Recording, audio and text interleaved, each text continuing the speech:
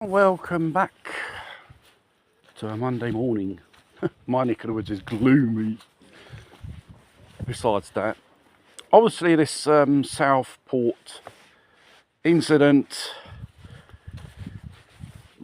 is creating ricochets in British society and throughout the population. Outrage, disgust towards certain people, especially the government. And another thing is, which the mass media do not cover, they're covering up, is, you know those dinghy divers coming over from Calais to the English coast? So-called asylum seekers, and the concentration of these people put in them 4-star hotels, these illegals, waiting for their so-called claim of asylum seeker to be processed. Amazingly, they are all males of military age. They come from some country which is war-torn or being persecuted. They're fit as fiddles. Despite that, this is common knowledge. The thing is, anywhere in the vicinity, there's this so-called hotel or camp or whatever for refugees.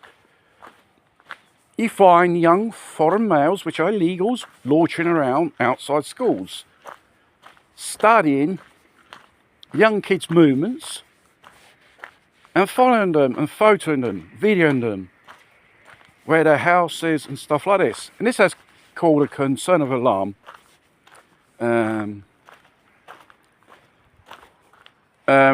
Various establishments of education, from primary schools until college, warning parents of these individuals loitering around and to be vigilant. There have been reported cases of assault on kids, attempted kidnapping and stuff like that. The good old advice where we've been taught to ourselves in the 1970s and 80s, you know, those films, do not speak to strangers, do not accept a lift from strangers, do not accept any gifts from strangers. The same advice applies in this case. And there is a very courageous MP, I don't know who his name is, I don't know what from a constituent or what party is, but he's doing a good job. He's calling these people out and he's writing to the Home Secretary about this situation. He's more or less describing the situation they know pretty well at Home Office, because they're harbouring these criminals in a certain way, as we discovered with this Alex bloke. 3 times reported to the anti-terrorism, possible attacker, and they've never done nothing. And they said to them, these so-called foreigners of dubious identity and origin are loitering around in front of schools when pupils enter and when they go out, and practically hanging around outside of innocence or these education structures, schools, you know, primary schools, secondary schools, or whatsoever. And obviously, they are from certain ethnic minorities, North Africans, Pakistanis, and so on, who've been involved. This is not a new phenomenon, because this phenomenon, called so-called grooming gangs, has been going on for at least minimum 2 decades, 3 decades. And Tommy Robinson was calling these scumbags out. He got persecuted. Instead of the government,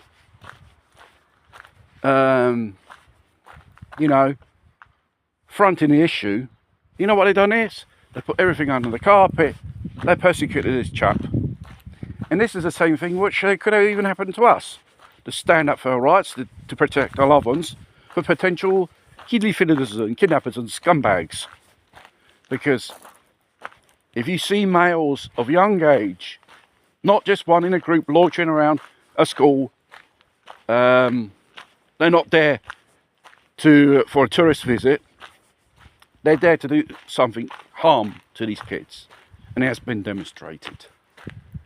And we don't need another example before the government wakes up or pulls its finger out its butt and do something about it. If you don't want to do something about it, dear Prime Minister, resign.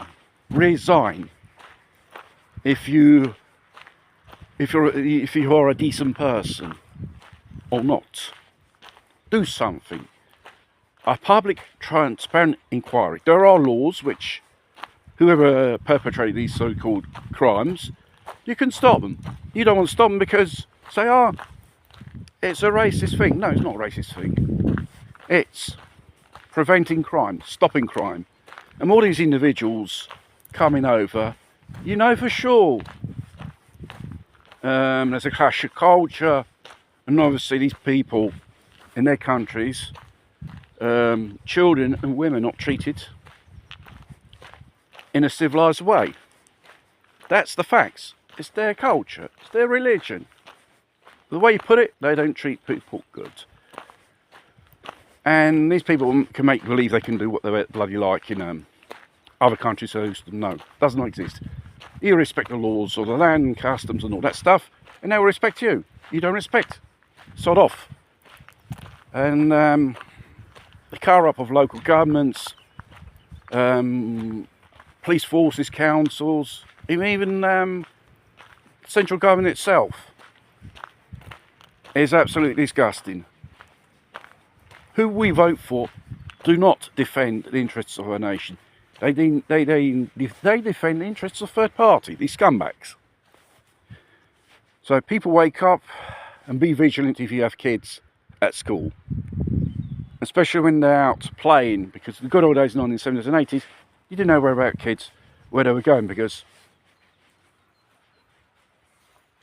there were practically didn't exist sick people going around molesting kids.